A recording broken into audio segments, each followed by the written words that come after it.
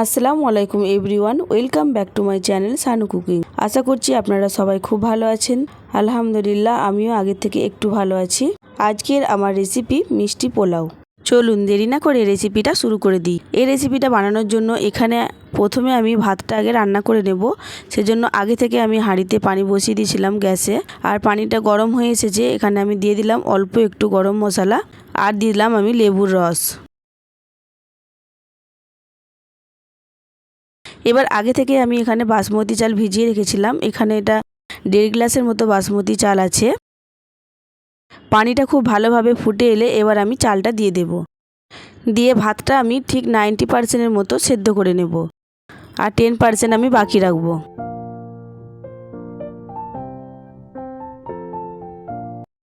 এবার ঢাকা দিয়ে দেব আমি। এবার দেখুন চালটা ঠিক এরকম থাকবে। ভাতটা খুব ভালোভাবেই 90% হয়েই গেছে। এবার আমি ভাতটা নামিয়ে নেব। খুব ভালো করে আমি ভাতের ফ্যানটা ঝরিয়ে নেব। এবার আমি আর একটা গ্যাসে কড়াই বসিয়ে দিলাম। এখানে পরিমাণ মতো আমি ঘি অ্যাড করে দিলাম, আর এখানে আমি দেব কিছু ড্রাই ফ্রুটস। সেই ড্রাই ফ্রুটসগুলো আমি ঘি একটু ভেজে নেব, হালকা করে একটু ভেজে নেব। এখানে আছে নারিকেল, পেস্তা, আমন্ড বাদাম, আর আছে কিশমিশ। কাজুটা আমার কাছে অ্যাভেলেবেল ছিল না, তাই দিলাম না। যদি আপনাদের কাছে কাজুটা থাকে তাহলে কাজুটা অবশ্যই দেওয়ার চেষ্টা করবেন। এবার অল্প একটু ঘিয়ে আমি এই বাদামগুলো নেড়ে নিচ্ছি, যাতে বাদামের ফ্লেভারটা খুব সুন্দর হয় আর পোলাওয়ের টেস্টটাও খুব সুন্দর হয়। আপনারা এটা এমনিও দিতে পারেন। আমি একটু ঘিয়ে ভেজে নিলাম এর স্বাদটা আরও বাড়ানোর জন্য।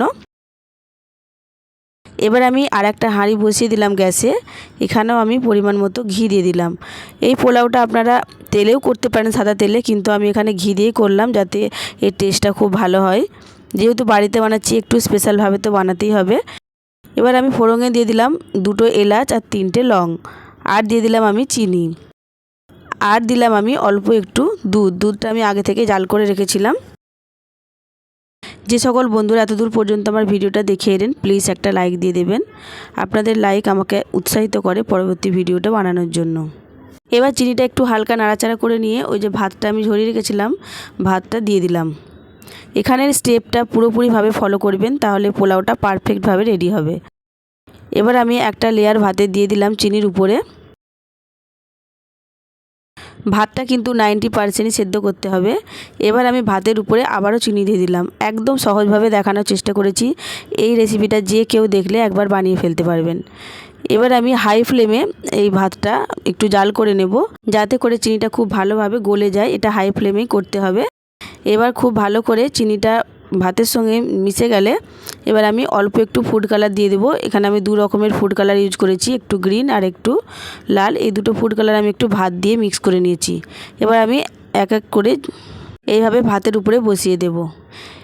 এরপরে আমি আবারও ভাত দিয়ে দেব।